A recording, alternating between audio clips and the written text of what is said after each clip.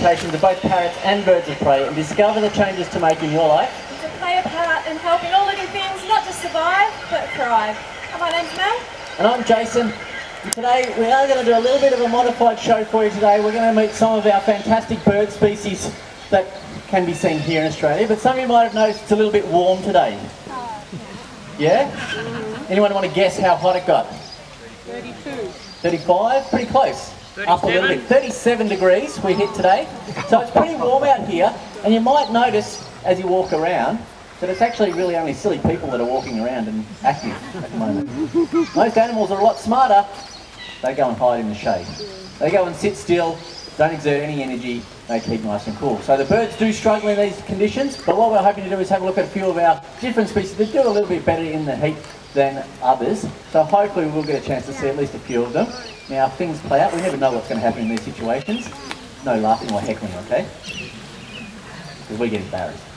Alright, so hopefully we can see at least a few of our different bird species. So I'll just get this tape, if we can have that tape down, thanks, that'd be great. Alright, now some of you may have heard before that Australia is known as the land of the parrots. Has anybody heard that before? No? It is.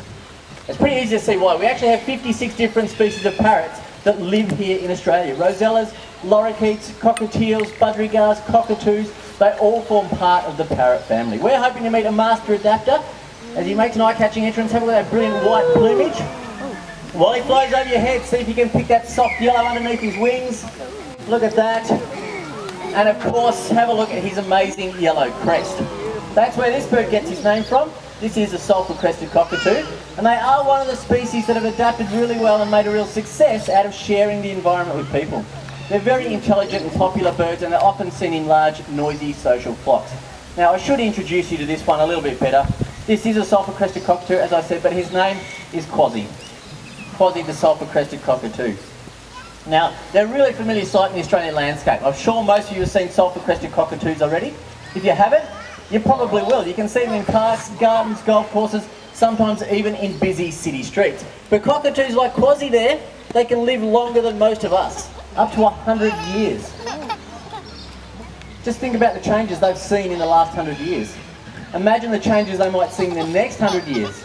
But can you imagine Australia without them? Now, one of the reasons why they've done so well is because they can adapt really well, and they feed on a wide diversity of foods. Fruits, nuts, seeds, blossoms, insects, they eat pretty much anything.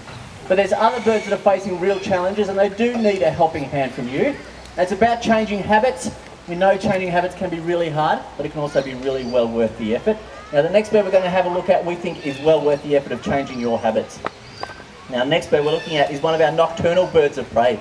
They're thought to be have some of the best nocturnal vision of the whole animal kingdom. They can also see during the daytime when you might be lucky enough to see them perched in a tree waiting patiently for night to fall. Now, we're lucky enough to have 8 species of owls that live here in Australia. 4 of those owls are from the masked owl family. They all have a beautiful heart-shaped face. Really good example of those are the barn owls, which some of you may have already had a chance to see. Have any of you seen the barn owls today? In the aviary there, you might have noticed that beautiful heart-shaped face. The other 4 species of owls are from the hawk owl family, like Timber. Now, Timber here, you might be able to guess what sort of owl he is. One more. Someone said it. He's a barking owl. You may be able to hear Timber occasionally giving you a little bit of a bark. It's a 2-noted call. It does sound very similar to a dog barking. I should have warned you, he does like to fly really low. Now, what adaptations do these owls have to be so successful at night time? Well, you can see it even while he's sitting up there. He has these amazingly large forward-facing eyes, just like people do. But although owls have given up the ability to see in colour, and they only see in black and white, they still see, watch in front, watch in front. They still see 35. It scared you? It's alright, he knows where he's going. Fine. They still see 35 times better than you and I. They have amazing eyesight. They also have very spectacular hearing. Owls have what we call lopsided or offset ears. It gives them such good hearing, such accurate hearing, that they can pinpoint and catch their prey without even having to see it. They are superbly adapted for the night time. But you'll notice while Timber's out here today, he turns his head around quite a lot. He's always looking around. Sometimes it looks like he turns his head all the way around. Owls are quite capable of turning their head in an arc of 270 degrees. A lot further than people can. So you might want to be a little bit careful if you're sitting behind an owl and you just happen to be a little mouse, because they'll spot you every single time. Nice, Timber.